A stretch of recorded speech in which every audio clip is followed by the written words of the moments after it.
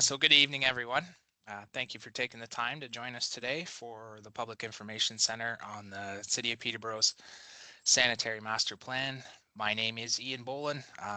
Currently the Acting Director of Asset Management and Capital Planning for the city, and I'm excited to be here with you. So this session, it's really all about keeping you informed, giving you a chance to share your thoughts. As some of you may know, the Sanitary Master Plan, it's a long-term strategy that helps ensure our city's wastewater system is reliable, sustainable, and ready to support future growth. If you're a resident or a business owner just interested in how infrastructure is evolving, your input is definitely important to us and to help inform this process. So tonight we'll walk you through the key details of the project, why it matters, what's been done so far, and what's coming up next. We'll also have plenty of time for questions and any feedback you have, because your perspectives help shape the best possible plan for Peterborough's future. So again, thank you for being here, and yeah, with that we can get started. And I think I'll start with a land acknowledgement. So we respectfully acknowledge that we are on the treaty and traditional territory of the Mississauga Anishinaabe. We offer our gratitude to the First Peoples for their care for and teachings about our earth and our relations. May we honor those teachings. And I'll pass it back to you, Laura. Great, thank you, Ian. So yeah, just as a note, because we do really want to hear any feedback that you might have, feel free throughout the presentation to use the raise hand icon, or you can enter anything into the chat. We'll be monitoring that as we go through. There's also going to be some options to submit comments afterwards if you want to do that through the website. So we'll give you the link to that as well. But yeah, really today we are having our Public Information Center number 2. We had our first last spring, and we are getting close to the end of our Sanitary Master Plan. And so this is an opportunity to present our initial preferred strategy for servicing the sanitary system going forward to 2051.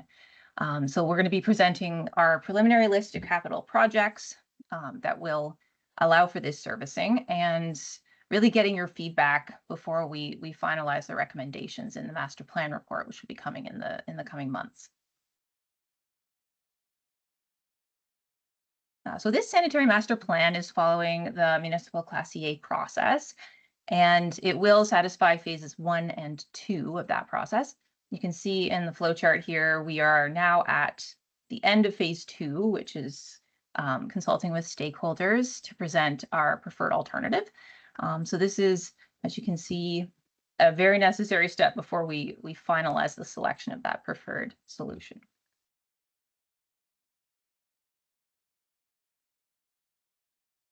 And I know some of you have been involved in following along with the study since the inception, but just to kind of give you an overview of what we've done to date, we commenced the study back in August of 2023.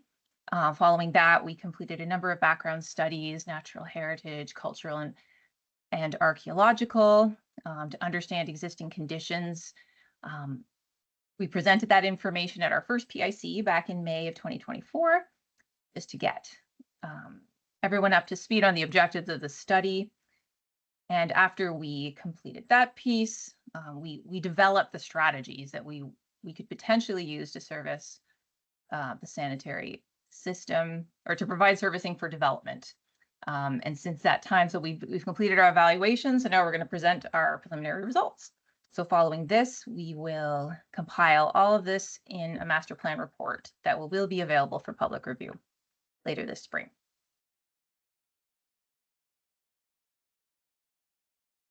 So why are we even doing this study at all? As I mentioned, this is really looking at how do we provide wastewater collections and treatment for a growing population in the city of Peterborough. So we know we have projections for the population growth for the next 30 years. Person will admit. And this is providing a framework for how we plan for capital upgrades that we're going to need to do to the existing system to make sure that we have enough capacity to convey that additional flow of wastewater from these new developments to the treatment plant.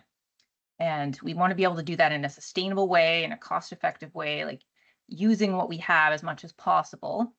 Um, and also considering intensification. So not just how do we build on the outside? How can we make better use of what we already have and service growth in already built up areas?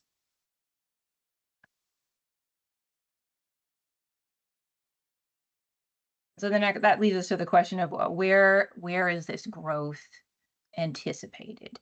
And so the growth projections that we used in our evaluation um, are shown on this map. So this is really just showing the parcels where there is some growth. So it doesn't show how much growth is in a parcel. Just because the parcel is bigger doesn't mean there's more growth, but it's really to give you a sense for the geographical spread of where that growth occurs. So there's some of it is greenfield growth, more around the outskirts of the city, but we also have a considerable amount of intensification growth, which is in alignment with the city's official plan to try and incentivize more development within those already built up areas.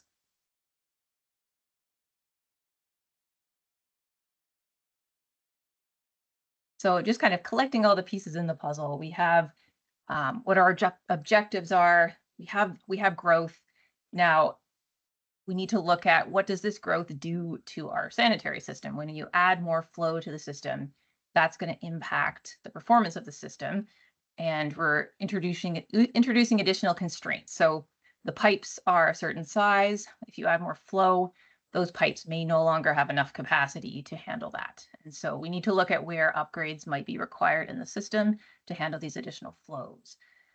So um, this this flow chart is really describing the performance targets that we identified early on. This is the level that we want to provide ideally. And this isn't always going to be the case. If it doesn't meet one of these performance standards, it doesn't mean we have to do a project, but it's definitely an indication that we need to look more closely because there is a constraint that could trigger a project. So to kind of explain these a bit more, the first piece, so under a 1 in 5 year storm event, which is a storm of an intensity that would occur approximately every 5 years, statistically speaking. So a 1 in 5 year storm is going to be a smaller storm compared to a 1 in 100 year storm, which only occurs at a much less high frequency. So under that smaller storm event, we don't want the pipes to be full. So the specific measurement we use is we don't want the level in the pipe to be any more than 0.8 as a ratio of the total pipe height. So think of it like 80% full approximately. We don't want those pipes to be all the way full because then there's no extra capacity and it could lead to problems in the system. So that's one situation. So we look at under that condition, which pipes are going to be more than 0.8. And then under a larger storm event, we want to make sure there's no basement flooding. So even when you have a bigger storm event, like we don't want anyone's basements having sewage in them. So that is another really important performance criteria that we look at. And under the 100-year storm, that's a pretty rare event. So we're not going to design everything to be perfectly, to have a pipe running partially full under that massive storm event, but we still want to prevent flooding, like surface flooding in that condition. And finally, we do also consider climate change impacts. We're not necessarily designing to meet future climate projections, but we are considering it, and we're looking at what difference does it make in the system upgrades that we need to do. So this is really a framework, it's a guideline for assessing whether we need to do upgrades to the system.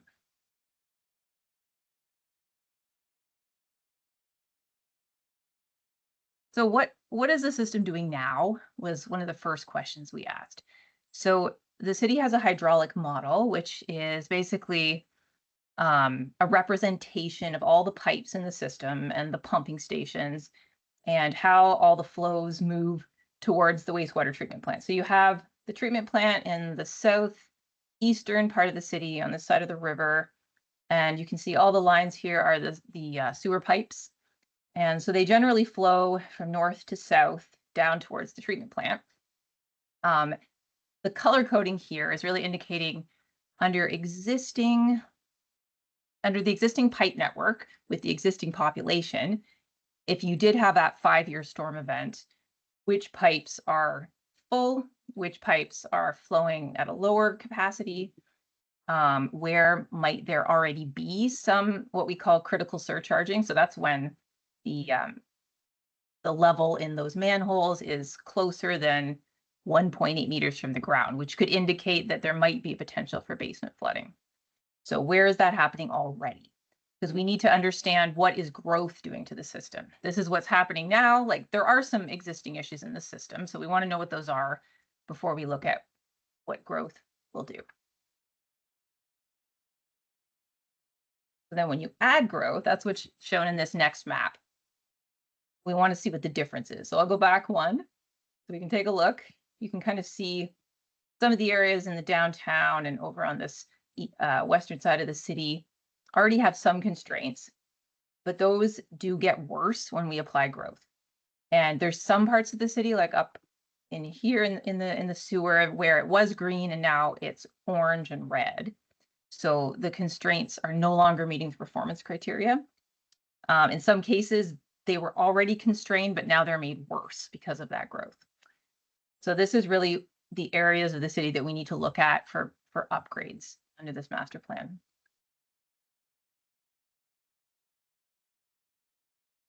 And maybe I'll just pause for a moment because I know that's a lot of information. Before we go any further, maybe I'll go back to that map. Did anybody have any questions? You can always type it in the, oh, I see you've raised your hand. Go ahead. Yeah. Can you hear me? Yeah, I think so. Okay. I noticed that you said you're not necessarily designing for, but anticipating greater impacts on the system. Why not start now for designing for greater impacts when we're getting more and more scientific information about the impacts of climate change? And we also have a climate change action plan. I haven't seen yet. Hope that it would talk a little bit about the impact on our infrastructure. Yeah, and I think it's really important that we understand what the impacts of climate change could be. And there's a lot of different climate scenarios that could be considered. So that is a part of the study. So we are doing what we call a stress test. So we're saying, okay, these are the projects we're proposing, assume like under this kind of baseline condition where there isn't climate change. Once we apply these climate impacts, which in this case would generally mean the storm systems that might be more intense in the future, you might have like higher peak flows during your storm events. How could that potentially change the projects? And so then the city will need to consider if they want to maybe oversize things a little bit. Maybe their pump stations, maybe you size the pumps for a slightly higher flow. But that's sort of a decision that needs to be made, weighing a number of factors, looking at like the risk versus the cost versus the level of service that we need to maintain in the system. But it's definitely an important consideration that we are looking at through this study.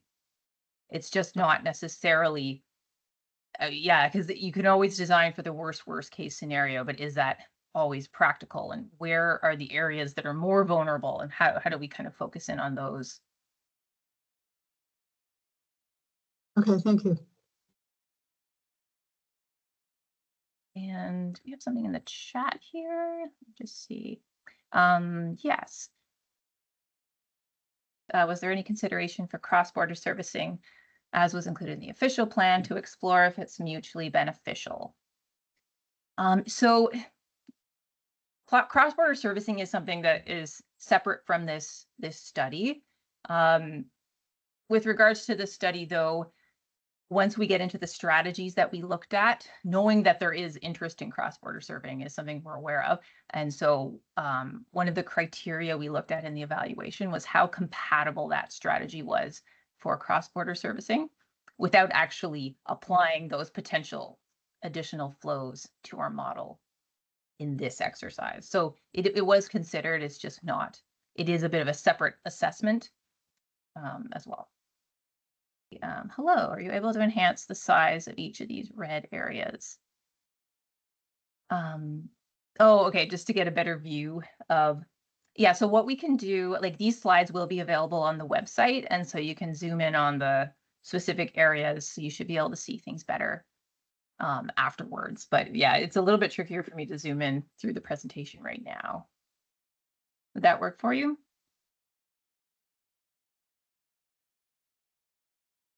But yes, you're right. There's a lot of information here, so it takes some time to process. Um, but really, I mean, I can kind of highlight the red areas here in the downtown. You can see some of the flooding areas over here. Yeah, this section of sewer, really where it's circled is where we noted the biggest issues. Yeah, so Ian mentioned he's going to send the document through the chat as well. Great. I like the questions. So next we looked at what we're going to do, like what are our options for servicing this growth. We know what our constraints are in the system, and there's going to be a number of different ways that we can approach this. How do we upgrade the system to make it work for future conditions? So this was a multi-step process. The first thing we did was looked at high-level concepts that could be applied. Examples of these might be increasing the size of a sewer pipe or putting in a new treatment plant. It could be doing nothing. Under the master plan process, we do need to consider the do nothing option, or reducing growth. Like some of these that we have to list them, but then we do a screening evaluation to see which ones are actually practical. And from those concepts that pass the screening, we develop strategies. So the strategies would be a more developed solution, which we would then be able to evaluate in more detail as well. So looking at the criteria listed here, like technical feasibility, environmental impacts, how does it affect the community, how does it affect Indigenous treaty rights, and the cost as well. So that is part of what we're going to be presenting in this presentation today. And from that preferred strategy, we refine it and we develop exactly where we're going to be putting the projects and how we're going to implement that. So that would be the next step.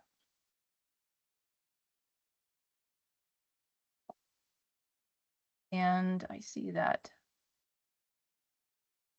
the question about are nature-based, such as wetlands, destroying natural habitats, being considered. And so this is something that would be part of, and maybe Ian can comment more on this, like the watershed master plan, I believe. Because for sanitary, we're just looking at the sewage. So that's really a pipe network. Yeah, that's correct.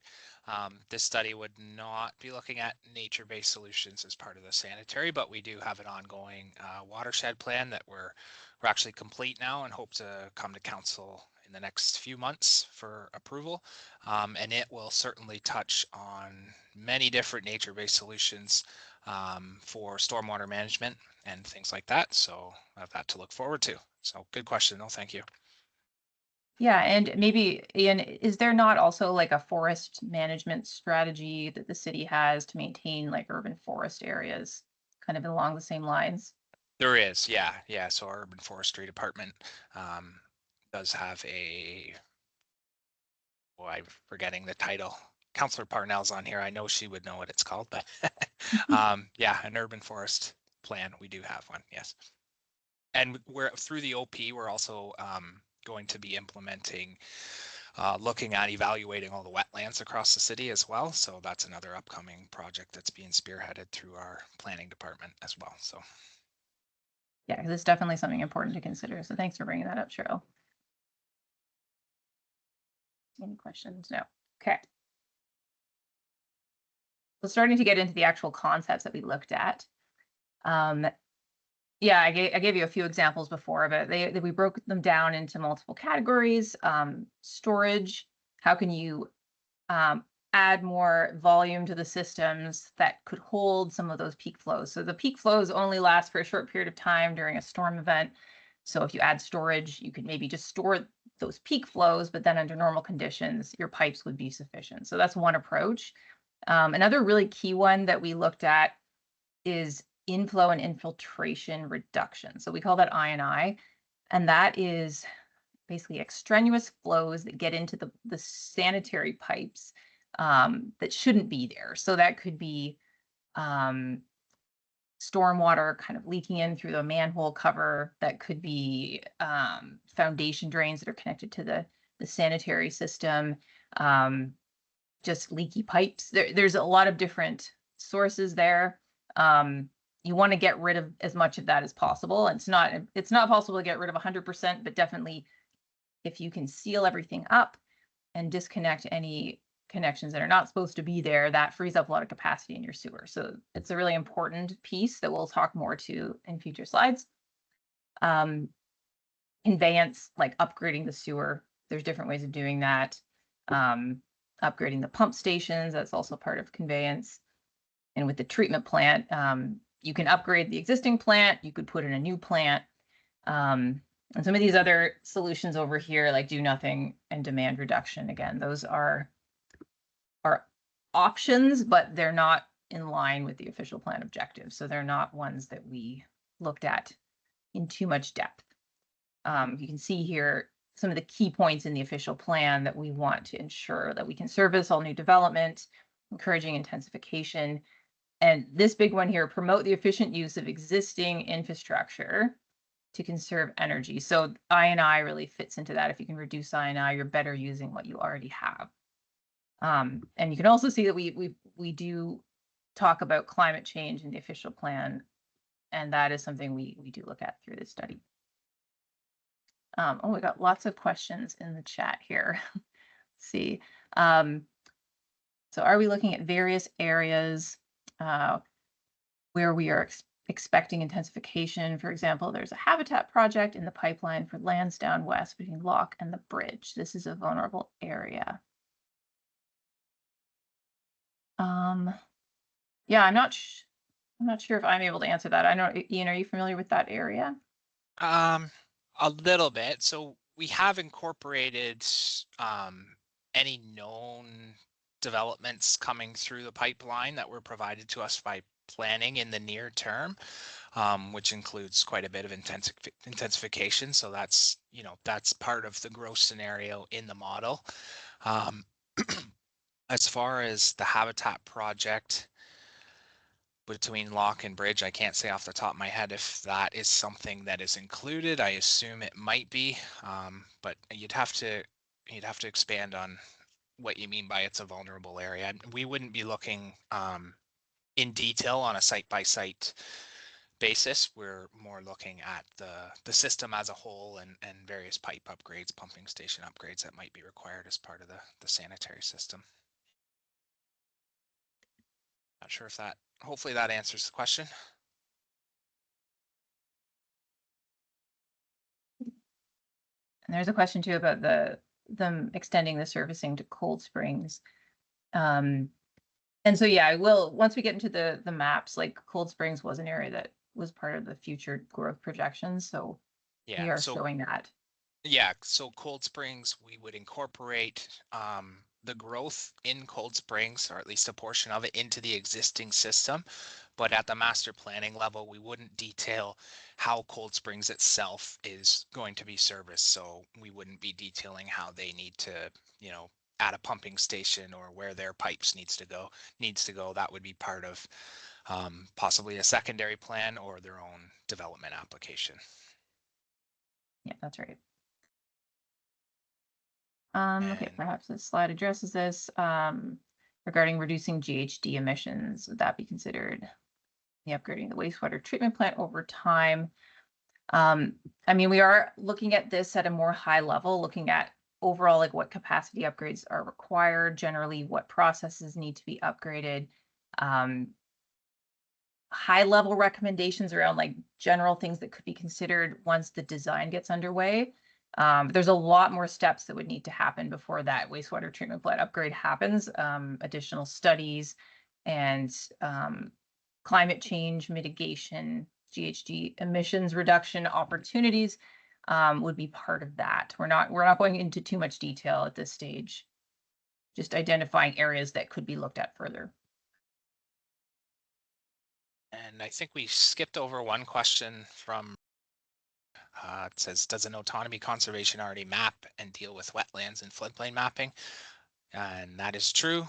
Autonomy conservation does create and regulate floodplains across the city. I believe they also review impacts to wetlands to some extent. What I was referring to with wetlands and evaluation of wetlands is now a city responsibility, since there's been changes to the Ontario wetland evaluation system. So it is the city essentially is the approval body for that, and it was a recommendation in our official plan that the city go through and evaluate any unevaluated wetlands that remain across the city. So.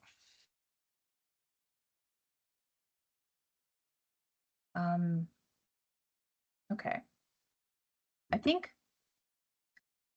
yeah, I see you mentioned, I think reducing potential from sewage is a great way to reduce emissions. Maybe, do you want to clarify what you mean there?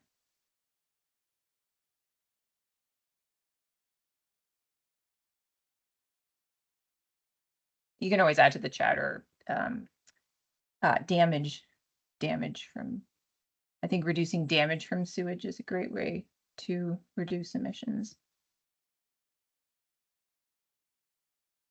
I guess maybe what we're thinking about with greenhouse gas emissions at the plant, if there's a way of capturing, like sometimes when you digest the solids from the wastewater treatment process, there is a methane product produced. And so oftentimes that's just flared, but if there's a way of capturing that or being more efficient in how you capture that.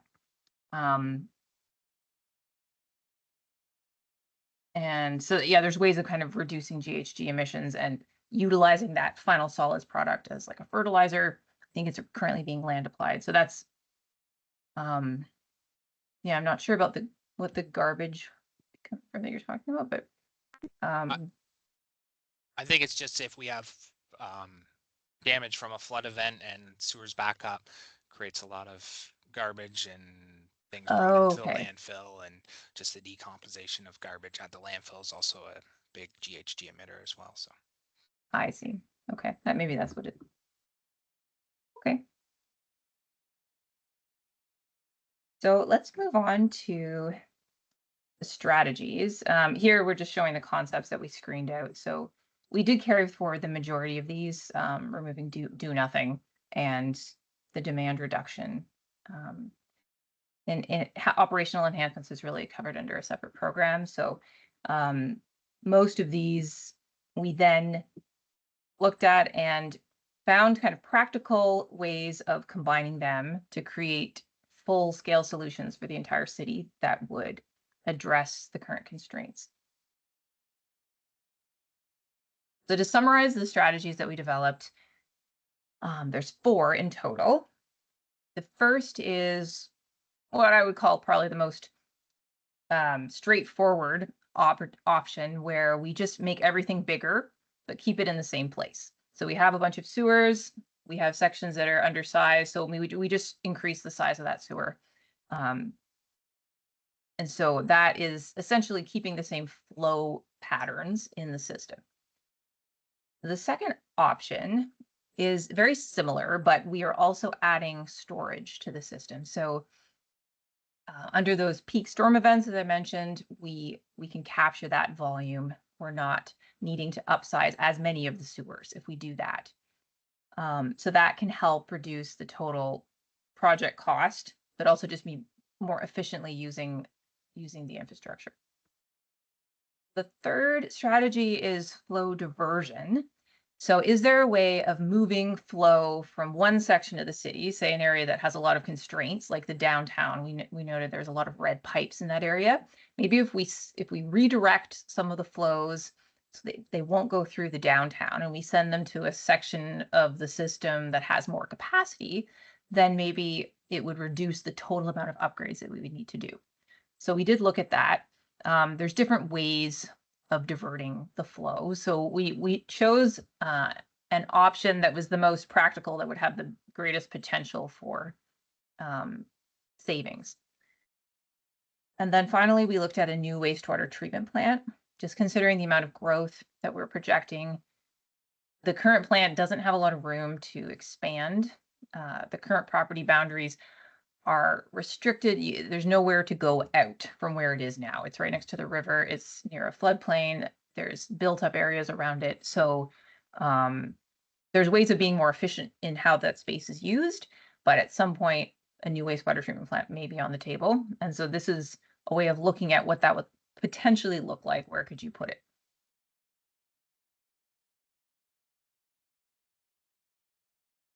So with all the strategies, before we kind of get into the details of the specific projects in those strategies, we looked at I&I reduction. So this is one of those concepts that I talked about earlier.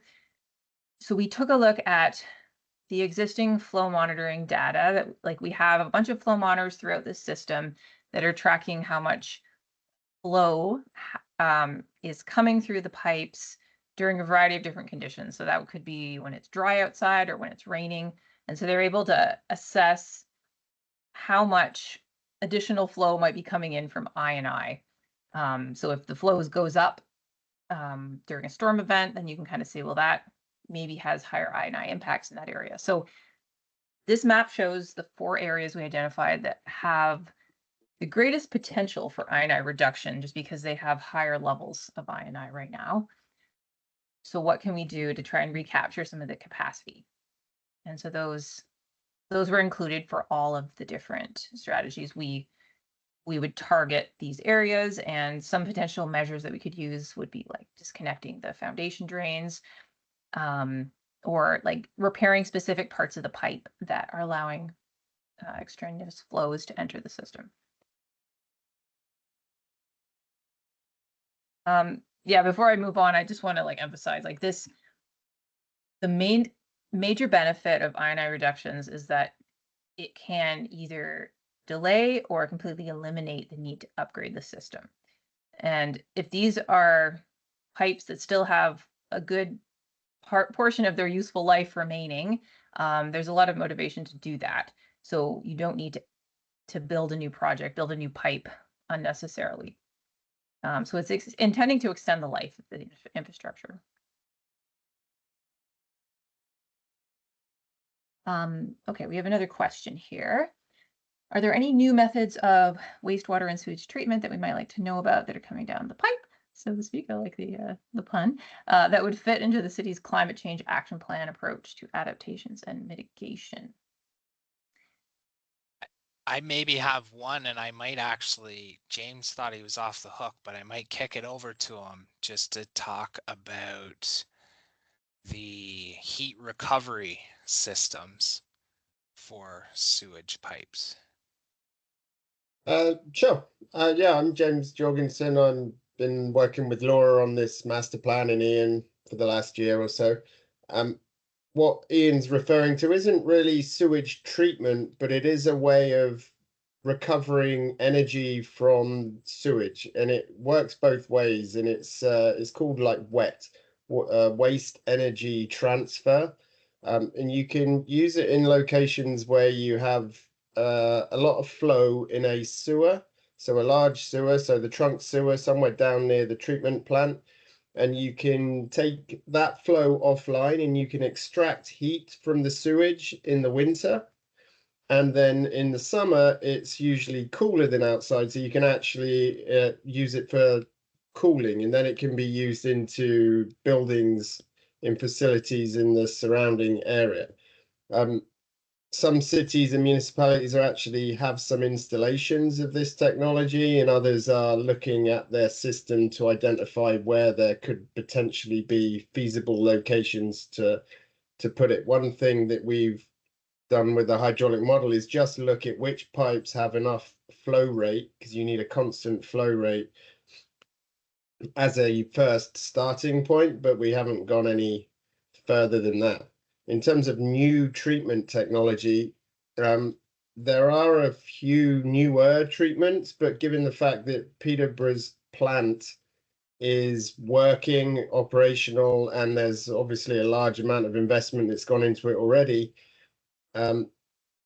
I don't think at this moment it would be cost effective to look for a newer technology to replace what's there now. But I will add, it is something that's on our radar. We've recently started reporting on biogas in the corporate sector greenhouse gas inventory this year, which we hadn't been reporting on in the past, and it is certainly a big source of GHG emissions for the corporation. So definitely on the radar, but no plans in place right now. So. Okay, I see your note there as well, Leslie, about the flaring of the gas, and that's what Laura mentioned as well about the biogas, etc. And I guess that's why it's hitting your carbon accounting books. Just quickly, while I have the floor as well, we're talking about the inflow and infiltration reduction.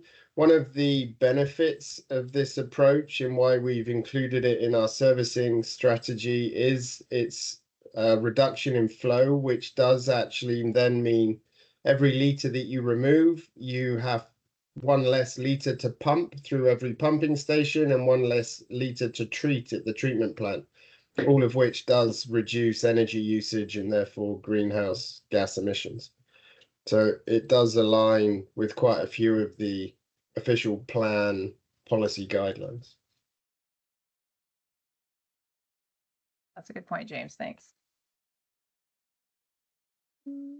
Just one further thing to add about the treatment. Right now, the parts of the plant that would need to be upgraded to meet growth needs in the future would be like the secondary treatment. So there's opportunity to look at more advanced technologies if some of that needs to be, if we need to add more capacity, either something that can take up less of a footprint, but considering nitrous oxide as well as a greenhouse gas that we're realizing now has a lot more impact than maybe we originally thought. And I'm not sure if you would be aware of this, Ian, but I believe that part of the climate change plan involves monitoring for nitrous oxide and methane. Yeah, so that's part of what was first reported this past year in our corporate emissions document to council. So it was the first time we'd reported on nitrous oxide from aerobic treatment, which was, I'm looking at now, 59% of all GHGs at the plant, and then another 15% from nitrous oxide resulting from fugitive effluent discharge. I'm not, to Councillor Parnell's question, I'm not 100% certain what happened to the flame. I'd have to take that question back to our good folks at the treatment plant, but I thought there was still a flare there, but it's not anywhere near as much GHG emissions as the nitrous oxide that Laura mentioned. So. Okay. So getting into the four strategies, then the first, as I mentioned before, is upgrading the existing pipes, the existing sewage pumping stations in the same location, but looking at where the constraints are and increasing the size, essentially. So the major projects that come out of this, if we did this, are shown in the pink, the large sections of trunk sewer. So this is only focusing in on the big pieces, like the trunk sewers, 600 millimeters and larger. And then also the facilities, so the wastewater treatment plant and the sewage pump stations. So those are going to be the biggest ticket items for the capital program. So for comparison purposes, we developed the high level list of projects that would be associated with each of these strategies so we could compare them and look at the cost of each. But this isn't a fully comprehensive program, so that's just something to keep in mind as we're going through. So yeah, with this one, we definitely like the downtown section needed to be upsized. There's a section through the golf course, over in the close to Fleming College down in the southwest. And also this trunk sewer that's coming into the treatment plant from Ashburn Pump Station, as well as the northeast trunk coming down from the Trent University area.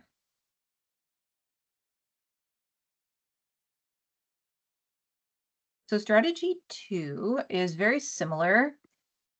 The main difference that I want to highlight here is that instead of that long trunk sewer being replaced, we would be adding storage up in this northeast part of the system. So that would keep the level of flow, the level of sewage in the pipe low enough that we're still meeting performance in this trunk sewer during that 5-year storm event. So this is a lower impact project. It doesn't rip up as much of the street.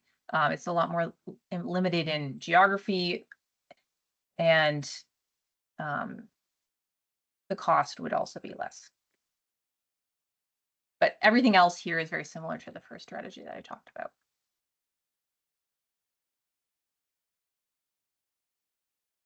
So strategy 3 then is the flow diversion. So in this case, we looked at like where are there a lot of constraints. We did know before downtown has a number of existing constraints that are just made worse by growth. So we saw that in the first 2 strategies, there was a long section of this downtown trunk that needed to be upsized. So the thought here was, okay, let's move that flow from this downtown, bring it across the river to this eastern part of the city where there is some additional capacity, because we didn't have any upsizing previously over here. And so we looked at this when we ran it through the model, and when we looked at what the elevations would need to be to allow, because we need to have gravity flow as much as possible. If we wanted to reconnect all of this catchment up in the north and have it flow in the opposite direction, you'd have to relay a good portion of those sewers. And it would still require us to pump in order to get it under the river. So we'd either need to upsize the Park Hill East sewage pumping station. It's quite a small station, so you'd probably have to upsize it considerably or put in a new station there. And then this section of trunk sewer would also need to be upsized, where previously it did not. So when we actually ran the numbers for this strategy, it was actually considerably more expensive. So even though in theory it looked like it had some benefits, when we actually did the analysis, it was less favorable.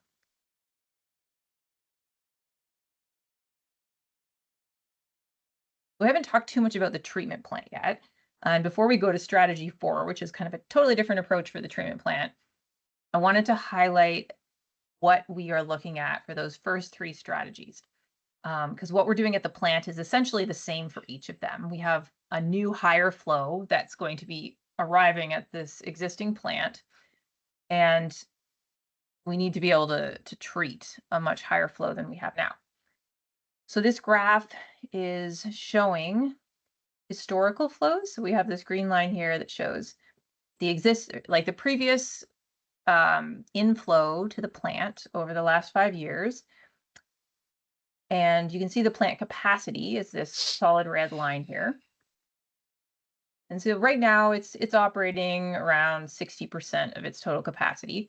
Generally speaking, once it gets to about 85% of its rated capacity, that's when you need to start getting ready to upgrade so that you have time to design and construct plant upgrades before it gets to its full 100% capacity.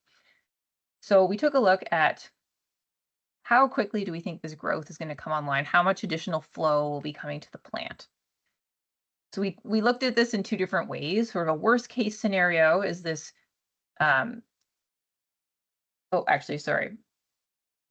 worst case scenario for average flows is this yellow line. It's a little bit hard to, a little bit hard to see, but it's just right here. And so after, by 2051, that would leave our average flows at about 88 megaliters per day. A more realistic scenario is this green line here. So this is using historical flows to the plant, and adding additional population at sort of those existing per capita flow rates gets us to the 73 megaliters per day. The 88 is based on design criteria numbers, which are higher than the average historical flow. So for the plant, because this is such a massive facility, we would not be designing for this 88. We would be designing closer to the 73. So this just gives you a sense for, like, in the long term, that's how much of an upgrade would be required. You wouldn't start designing for that until you get to about the 85% of that. And this green line up here is just showing the peak flow. Okay, I see someone is asking to go back. You suggested a Park Hill pump solution, but dismissed it. So what's the recommended solution? So we haven't reached our recommended solution yet. We're just going through all of the different solutions that we looked at. I guess I was getting ahead of myself a little bit and saying that this one was not preferred. But we'll get into more details of the evaluation in a few slides. Yeah, because Park Hill East, this one here is what you're talking about.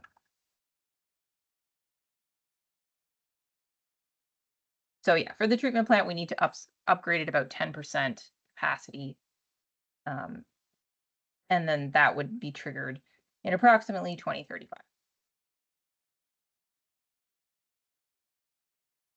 So the final strategy that we looked at was a new wastewater treatment plant. There's really not a lot of places that you can put a new treatment plant. It needs to be close enough to the river that you can discharge to the river, because we need some water body to discharge to. And a good portion of this land in the south part of the city is floodplain and environmentally sensitive land. So we basically looked at a small little slice that was outside of the floodplain, which is still a considerable distance from the river. You would basically have to pump it over to this new wastewater treatment plant and then pump it again to get it back to the river. So this would be adding 2 new sewage pumping stations plus 2 like very large force mains to get like essentially about half of the city's flow to and from this plant.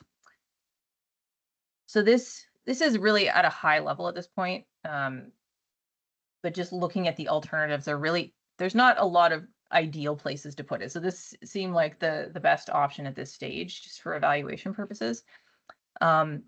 This would also involve like keeping the existing plant, and so sending the flows from the east side to the existing plant and the west side to the new plant, but that with the ability to transfer the flows across the river if needed, based on potentially phasing of capacity in this new plant. So you want to make sure you're operating your existing plant at a level that is going to allow that to run well, and then add flows to the new plant as the growth comes online.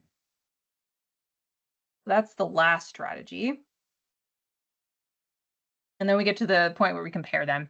So the blue boxes here are really just showing which projects apply to each of the strategies. So this is all the different trunk sewer upgrades. We have the I&I reductions.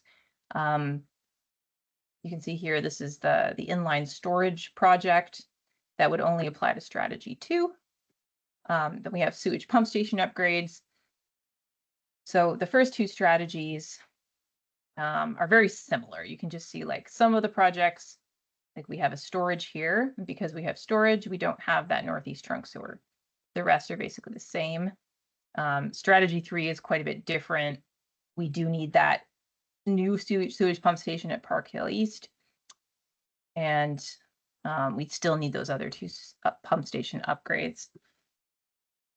So it's really just to compare. So you can see we did a cost analysis, and strategy 2 was the lowest, but strategy 1 was a very close second. Whereas strategy 3 and 4 were significantly higher, with strategy 4 being by far the highest.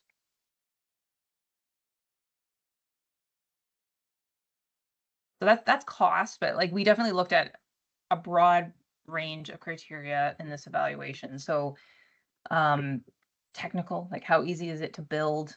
How much energy are you consuming? Like if you have to add more pump stations, you're going to be consuming more energy. How easy is it to operate? Yeah, and you can see here we have compatibility with potential cross-border servicing as one of our social criteria. Construction impact, the community, the potential to impact archaeological resources or First Nations treaty rights. How resilient is it to basement flooding? Potential for odors, those types of things. Compliance really comes into play when we have a new wastewater treatment plant, for example. There's a lot of approvals that would need to be in place to get something like that approved. Like you don't see new treatment plants being constructed every day. It's a long process to do that. With environmental, we looked at natural surface features, habitat. Is it impacting groundwater supply areas? And GHG emissions was part of that too.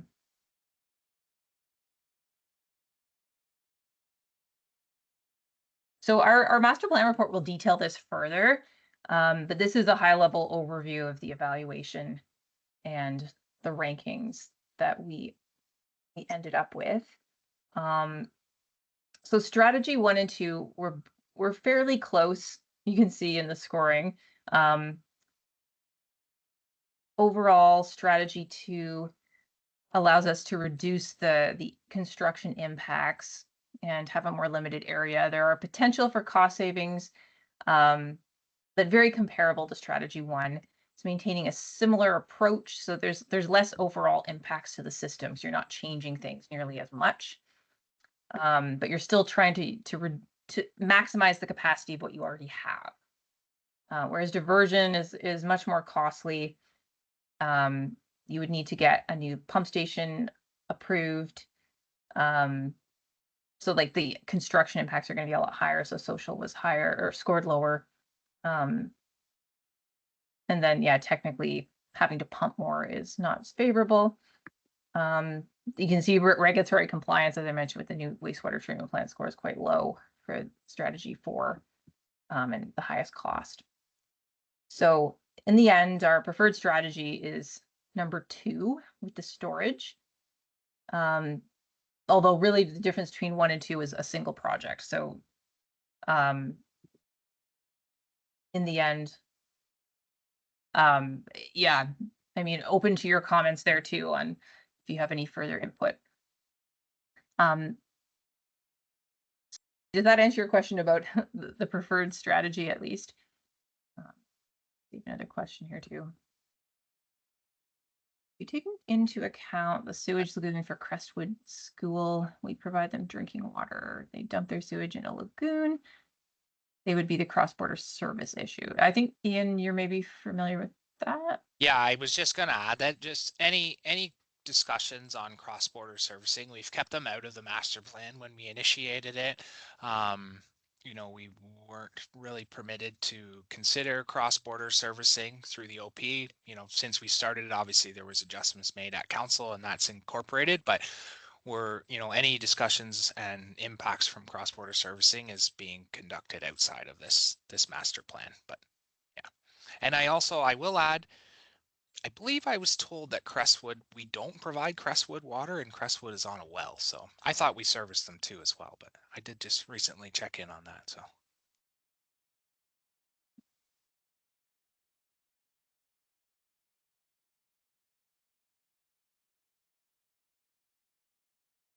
So just to kind of develop that preferred strategy a little bit further, should have a couple more slides here. The first piece is the I&I reduction. So those 4 projects to focus in on looking where portions of those pipes could be relined. If we can, there is an incentive program now for private property owners to disconnect foundation drains from the sanitary system. So kind of those efforts continuing, looking for any opportunities within these areas to reduce I&I would be the first series of projects. And then the capital upgrades themselves are shown on this map. We've broken it into short, mid, and long term. This is still being refined in our current assessment, but this is sort of the first take on our phasing. So short term are all the yellow projects, ones that there might already be an existing problem in that pipe. that is made worse by growth. So as soon as any growth comes online, that pipe really needs to be upgraded. We don't want to leave it very long. And then some of the other less urgent projects are ones where the growth might not be coming online for some time, and it might not be a problem right now. It just becomes a problem later once that growth is online. You can kind of see the overall projects. There are some projects in here that weren't in that first list in the strategy 1 and 2, because this is everything. This isn't just the trunk sewers now. This is all of the smaller sewers that would also require an upgrade to meet the performance targets. There's also, like, considering that initial slide from the beginning of the presentation, we are not doing all the projects that you would theoretically need to do to meet those performance targets throughout the entire system. There's a number here that were low risk enough that we left them off the list. So these are the ones that are really considered more critical, that have a bigger potential for servicing issues if we don't do them. So just something to keep in mind how we develop this list. Yeah, and I'll just add to that, Laura, and this is still not all of the upgrades that could potentially be needed to service a specific development. In some cases, there are even smaller pipes that need to be upsized as well that may not have been picked up by the master plan, as we can only look at pipes above 300 millimeters in size. So important to note that as well. Yes, that's a good point. The next few slides are really just showing the cost of the capital program, our estimate. So we didn't really talk about it, but the hydraulic model update recalibration. So additional flow monitoring to verify some of the future needs is a recommendation, and to see how fast growth is actually coming online and keeping track of that. So that will help with phasing of the projects. And then the I&I projects shown here. This is a list of all the sewer upgrades that we are proposing 300 millimeters and above. So the total is 140 million approximately. And then finally, our facilities. The facility projects are a good chunk of the cost as well, being more complex. And this is all going to be available, as I mentioned. The slides will be on the website as well. If you want to take a closer look at any of this, you're more than welcome to do so. Do you want to jump back just one slide? So to answer Councillor Parnell's question, the SAN 4 project, twin trunk under Otonabee River, is the twinning of that sewer under the river to the plant.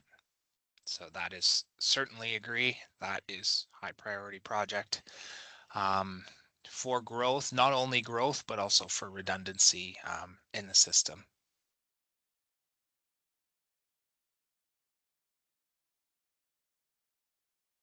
And yeah, go ahead, Laura. So that one is short term. We've identified that as short term project, which is within the next 5 to 10 years. Yeah.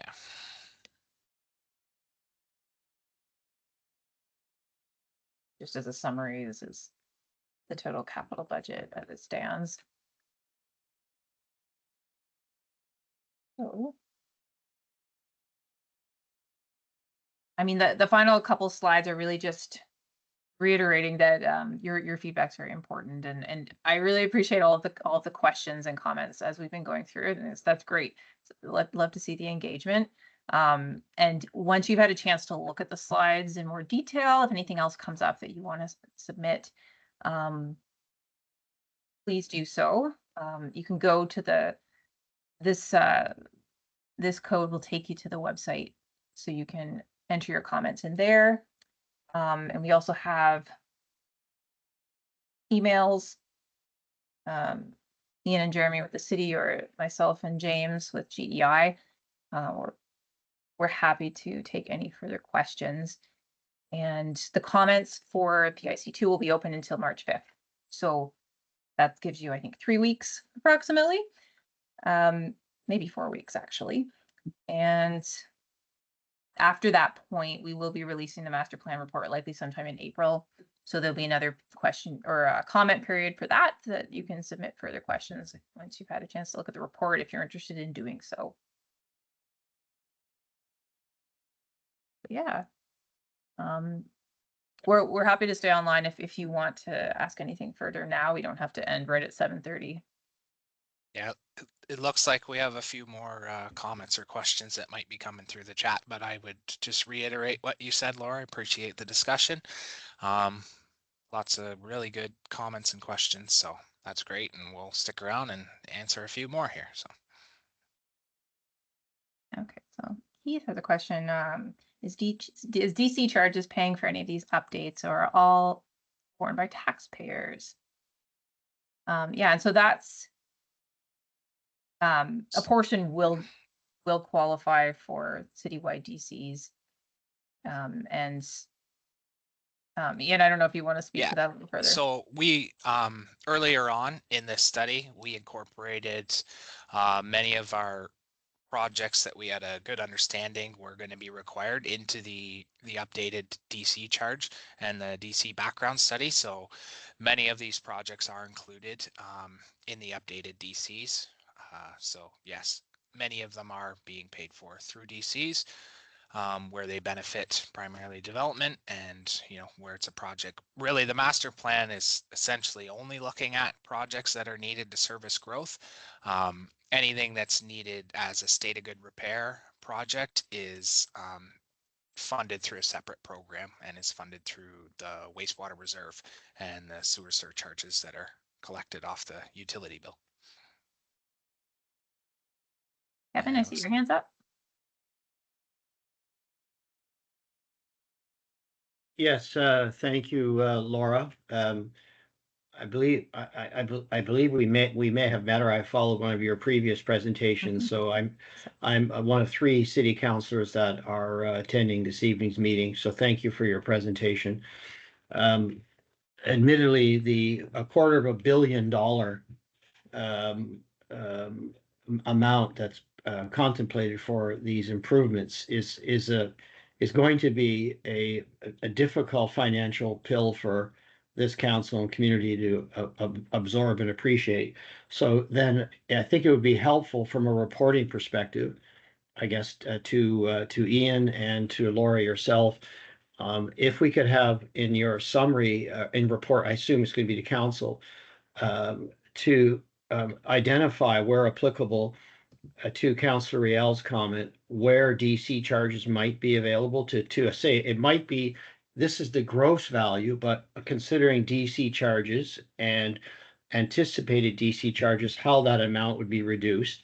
Also, Ian and Laura, there may be currently, now I appreciate we're in the midst of a provincial election, but we should identify, perhaps we could even flag some programs that we do rely upon from time to time to, I think, Cheryl Lyons' comment around, green infrastructure and alternatives. So I think that would be important. If just as a standalone report saying we're recommending option 2, this is the cost, this information would be very helpful to outline how that overall cost can, I'll use the word, be softened or potentially reduced. To Councillor Riel's point and to, I think, Cheryl Lyons' comments earlier, if I follow them correctly.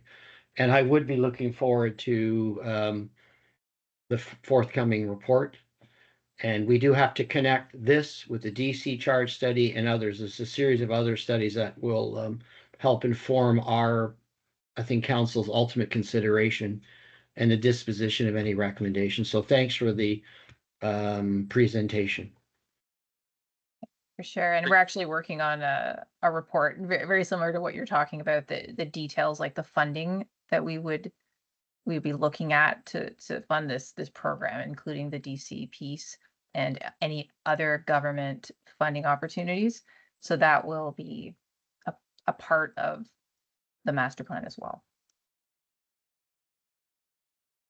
Sorry, thank you. I forgot. I keep But that's important because whilst we're having to address upgrades to sanitary, so are many other urban centers throughout Ontario. It's going to become very competitive. And I'm aware of the whole issue of sustainable and justified infrastructure is a grave concern to many, many municipalities.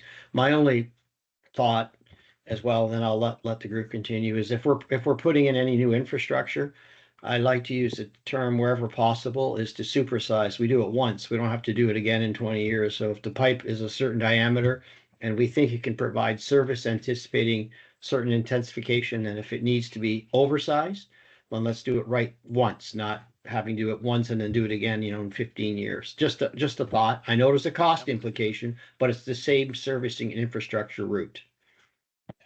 No, I appreciate that, Councillor. It's certainly a lot cheaper just to put a bigger pipe in the ground when you're putting a pipe in the ground, right? So I appreciate that. And I do appreciate, again, previous comments around climate change considerations. And lastly, and I'm going to go, we're talking about most of the impact, a lot of the impact being felt is of not all, but a lot of residential nature. There are certain commercial uses, restaurants and others. So combined with, improving infrastructure, we should be looking at meaningful strategy to reduce the amount of sanitary or wastewater that leaves a source, right? I mean, it's not referenced here, but that's clearly something that has to happen. Yeah, absolutely. And I think some of the new water meters have in some ways done that for us, reducing. They have. But I think to our I&I program that Laura mentioned, targeted I&I to create capacity in the system is a good, efficient use of your existing infrastructure.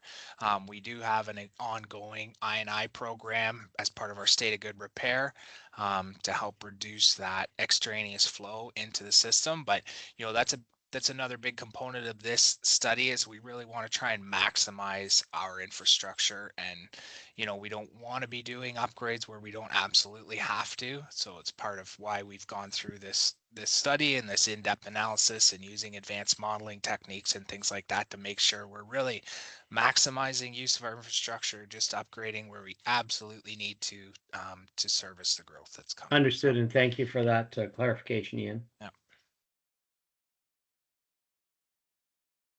Oh yeah, I see Rebecca just commented here.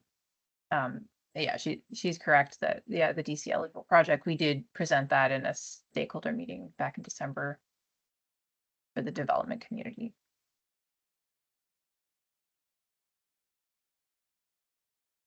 And there's Rebecca had another question about when were the last time these pipes were upgraded?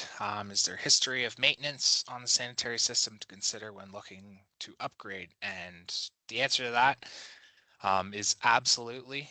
We have a good understanding of our wastewater system. We try to get in there and do CCTV and relining, or CCTV and flush clean at least once every 5 years right across the system. Our primary means of maintaining the system would be a reline, which is significantly less expensive than the full replacement of a pipe. So we are in our final version of the master plan, our final capital program, we're going to cross-reference that to where, where a pipe replacement may have been done recently or where a relining project may have been done. We may try and prioritize projects where it's at the end of its life. If it's a 100-year-old pipe or something like that, we want to, move that up the priority list. And so definitely something that we're looking at. And also opportunities to like combine some of the work that Yes. we're needing to do with other road repairs that are required and adjusting the timing so that they can line up, maybe bringing one up a little bit in schedule. So then you're just making better use of the investment. Okay, there's a comment here on Peterborough will not be immune from future predicted climate crisis drought.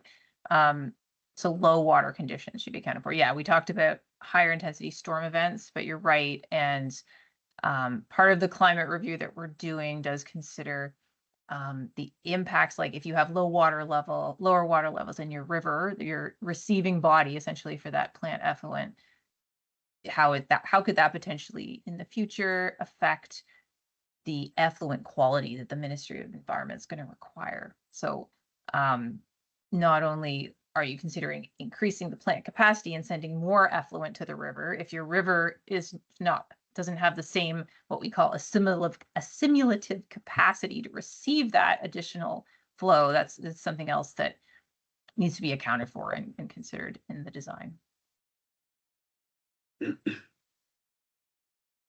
So, okay, another question here. We've done infiltration studies before. Where are we on that now?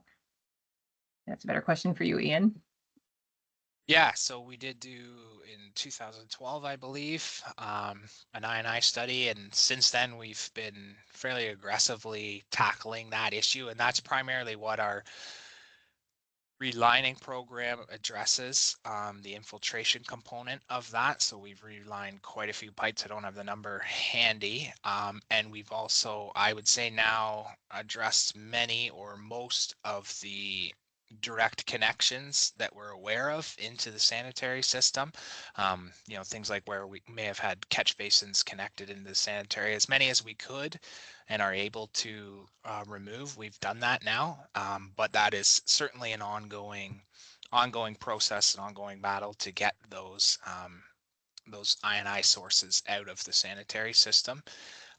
Something that I think most municipalities right across the province grapple with. So, but I'd say that program has been quite successful over the years and will continue to be successful. So. I'd just add to that the I&I reduction projects that we've included in the master plan are above and beyond the ongoing program that the city works on every day. And it's targeted at specific areas where we, from the flow monitoring in the hydraulic model, which were the most likely to give us the biggest wins in terms of that reduction, and also where there was pressures as a result of growth. So the intent of those I&I reduction projects is to recapture capacity for growth instead of building bigger pipes and pumps.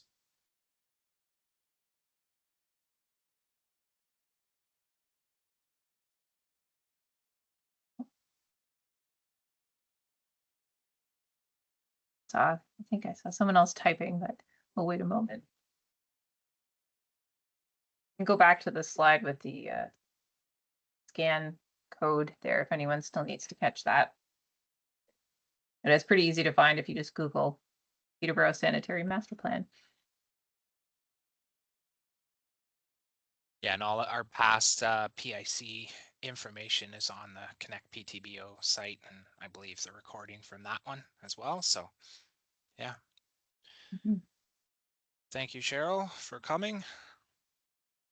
Yeah, no, thank you very much. And everyone else, if there's, I don't know if there's any more questions or comments.